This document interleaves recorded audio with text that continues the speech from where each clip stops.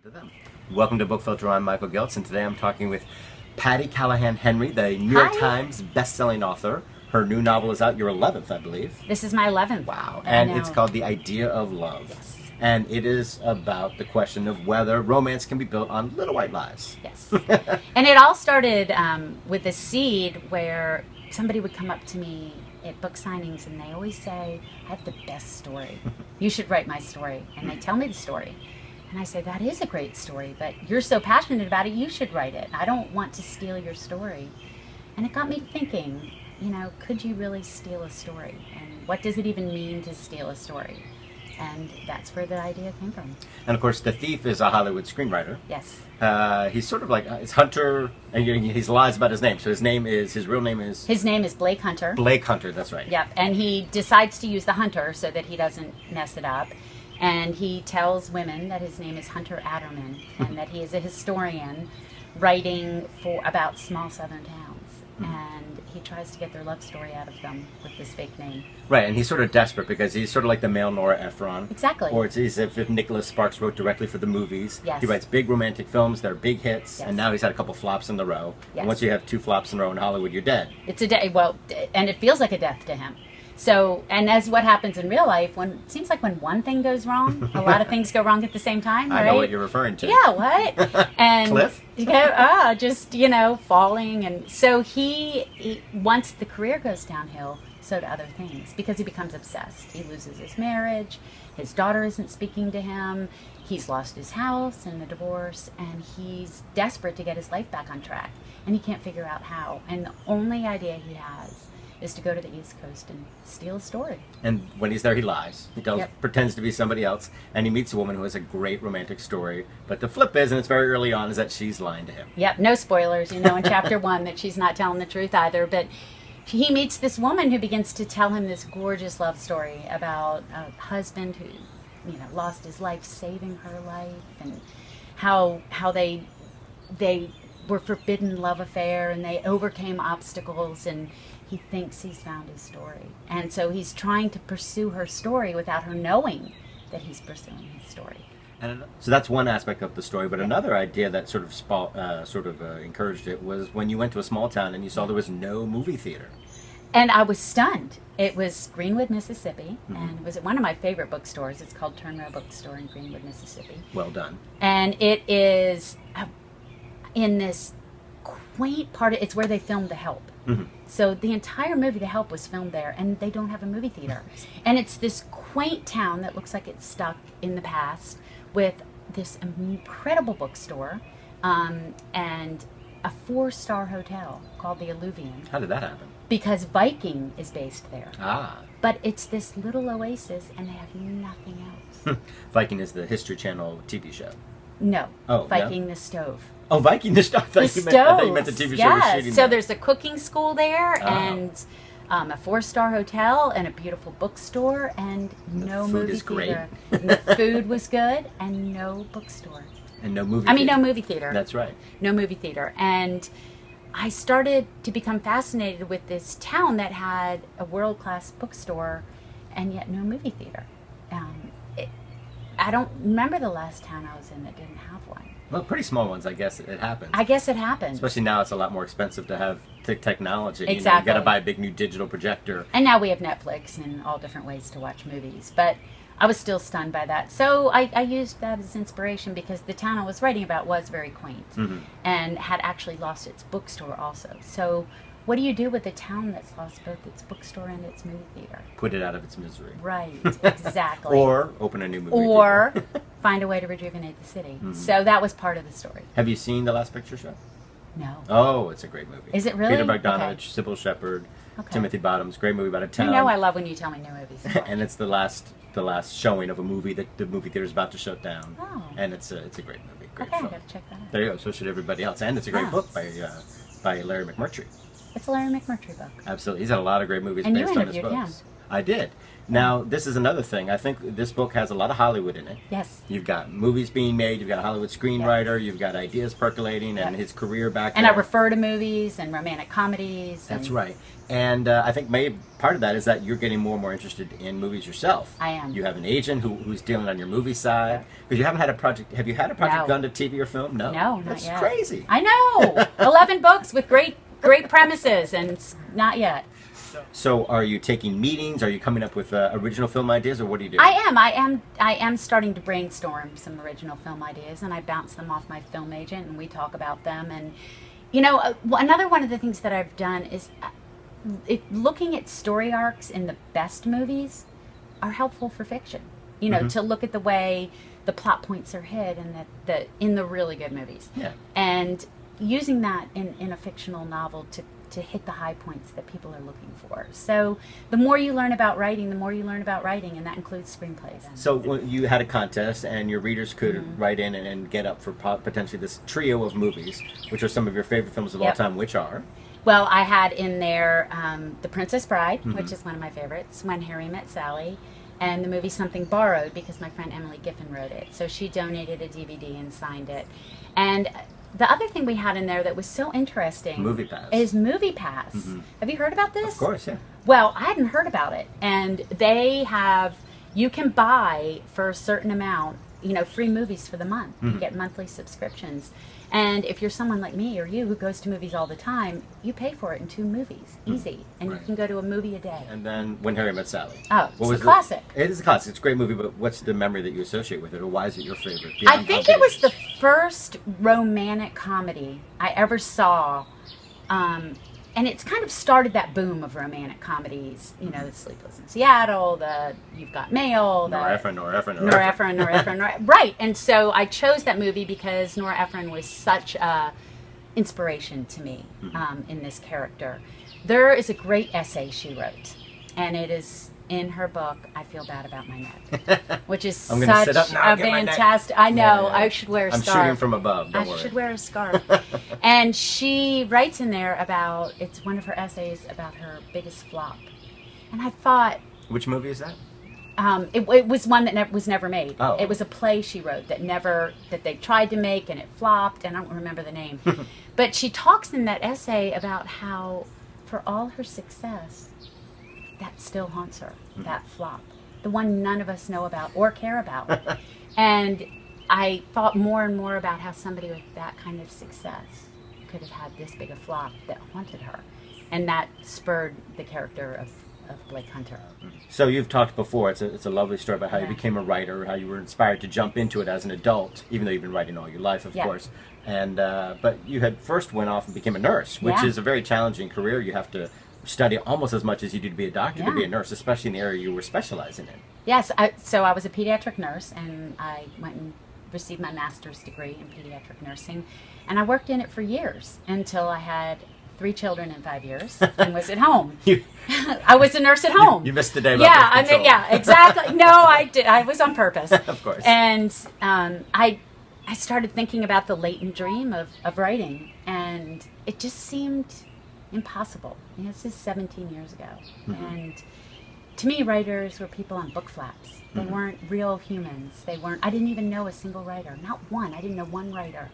And that's crazy to think about, because now that's my tribe. We're a big group of us that support each other, and it's almost impossible to imagine that 12 years ago, I didn't know one. Not even a magazine writer. Not even like articles? No. Wow. Nothing.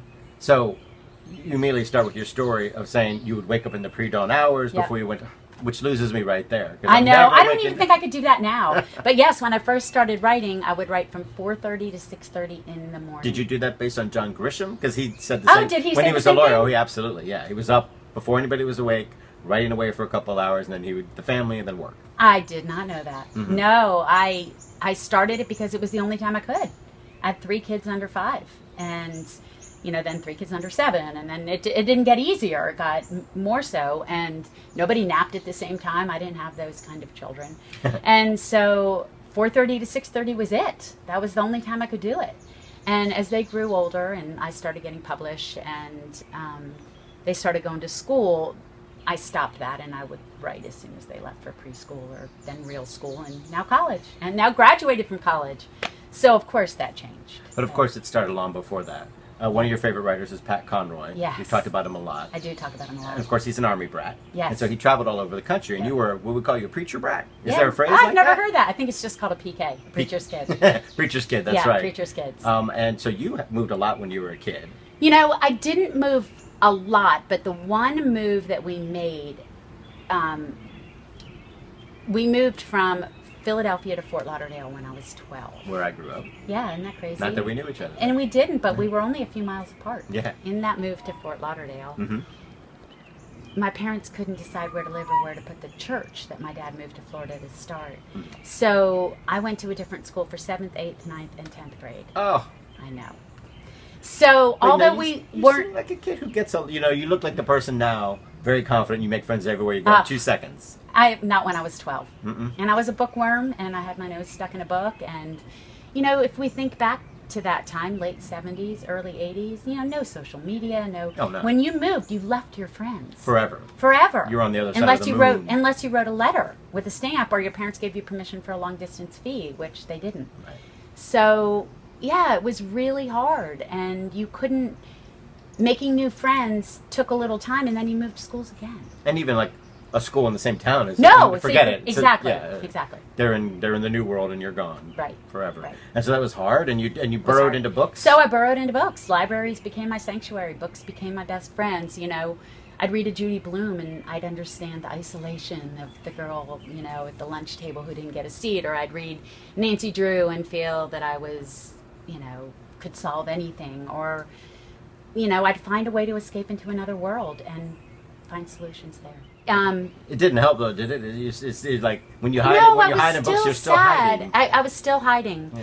And it was an escape, but yeah, it didn't fix anything. But it was definitely an escape. And I always had the niggling feeling that there was a bigger world by being able to read that way. That, I wasn't stuck in the world I was in. There was a bigger world for me.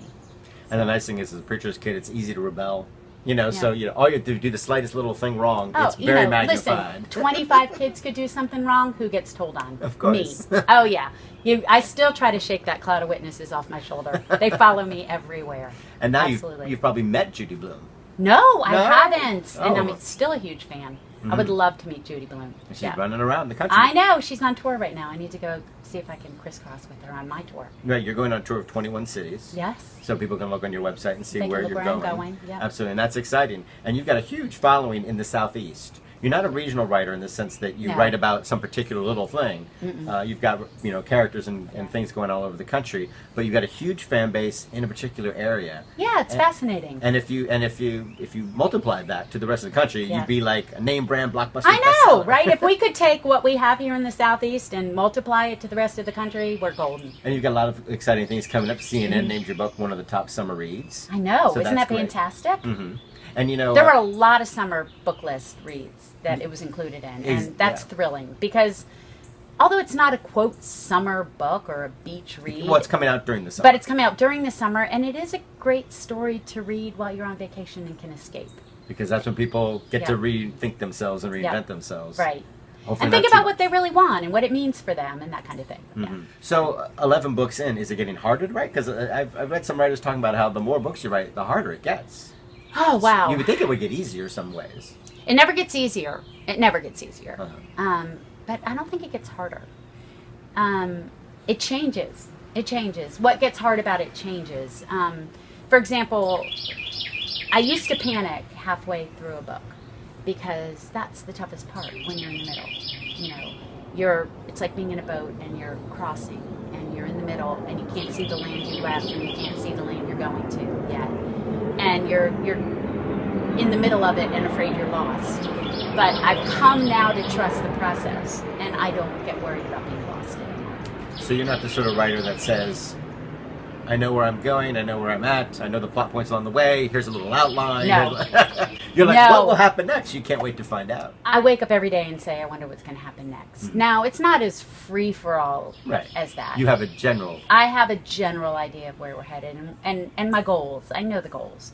I know that I want the characters to arc from logic-based to heart-based or whatever whatever our goal is. But I don't map it out in that way with fine points and note cards that are color-coded and that kind of thing.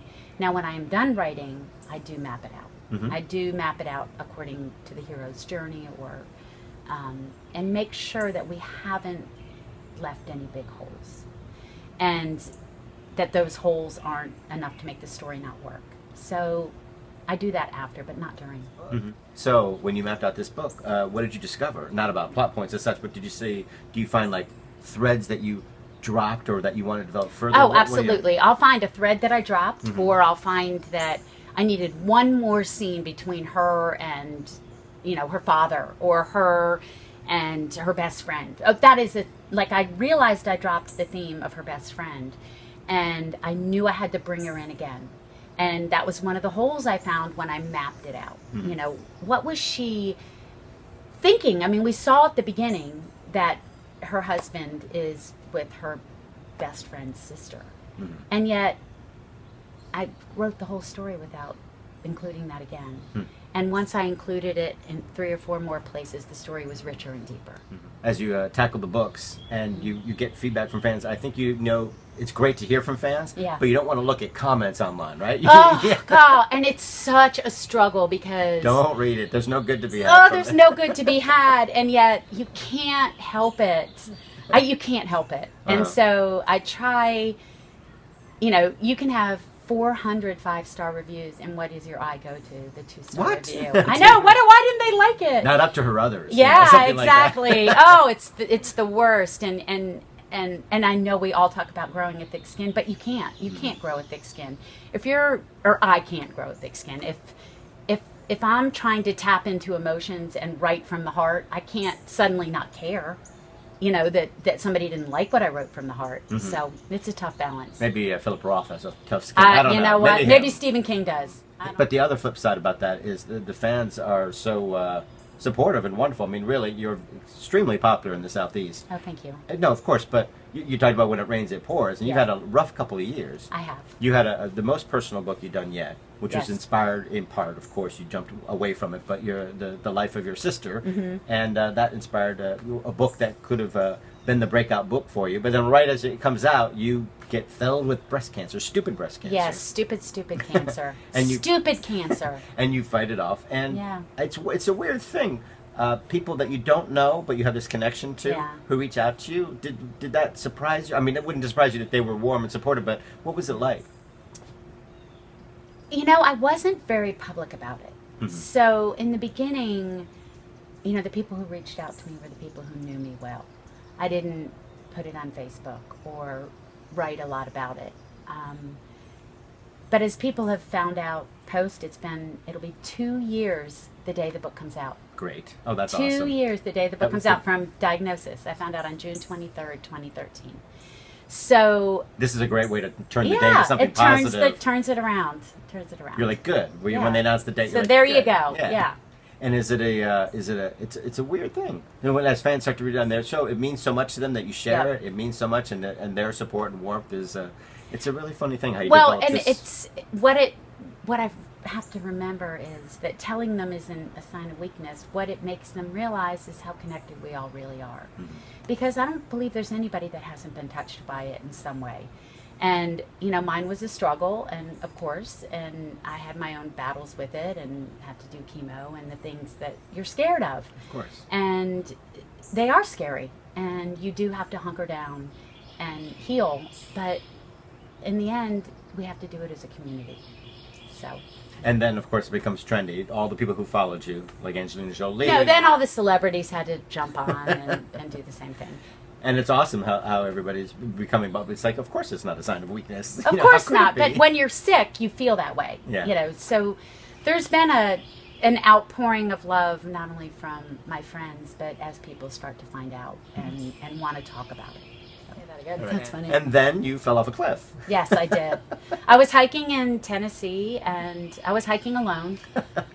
So where where this is going, right? Yeah, you know where this is going already. Off your arm, okay, stop. The cut off the arm guy. Yeah, oh my God. No, and I wasn't even doing anything that treacherous. I really wasn't. I was in Tennessee at a writer's colony in Swanee, Tennessee, and I went to take a walk for a break. As one will. As one should. And I do all the time. And I got lost. And I got lost, and I asked for directions like a good girl would, and I misunderstood what the student I ran into told me to do. And I ended up on a rock cliff that dead-ended. Oh my God. And I couldn't get turned around. Oh, I'm so sorry. I know, it was so terrible. Instead of turning around, I plummeted about 20 feet. So, which is really far. Really far. You could have died. Don't say that. Well, no, because and I you don't really tried. remember. I don't remember the fall. Uh-huh. And I remember sitting down, and I remember looking down and thinking, "Oh, I'm okay," until I saw my foot. Hmm. And so luckily I was near, I had my phone and it worked, and I called Swanee Fire and Rescue, and it took a long time, but they got me out. And how'd they figure out where you were? I dropped a pin on my iPhone. Nice. Nice, right?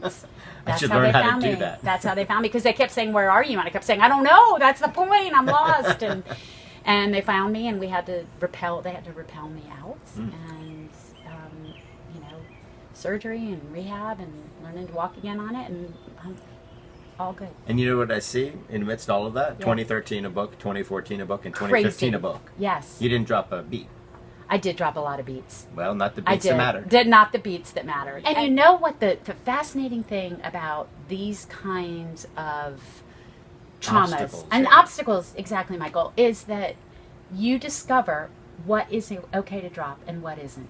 You think it's not okay to drop certain things, that there's plates you have to keep in the air that you don't need to keep in the air. Mm-hmm. And you're right, my books were finished and they still came out, and the publishing house still supported me, but there were things that had to be dropped. You have to find a way to pull it all in and say what matters the most. And if you can conquer breast cancer and you can conquer a cliff, you can conquer Hollywood. That's what I think. Let's get that one done. So, yeah, I would think so too. Well, thanks for taking the time to talk with me. Oh, Michael, it's so much fun. I'll talk to you anytime.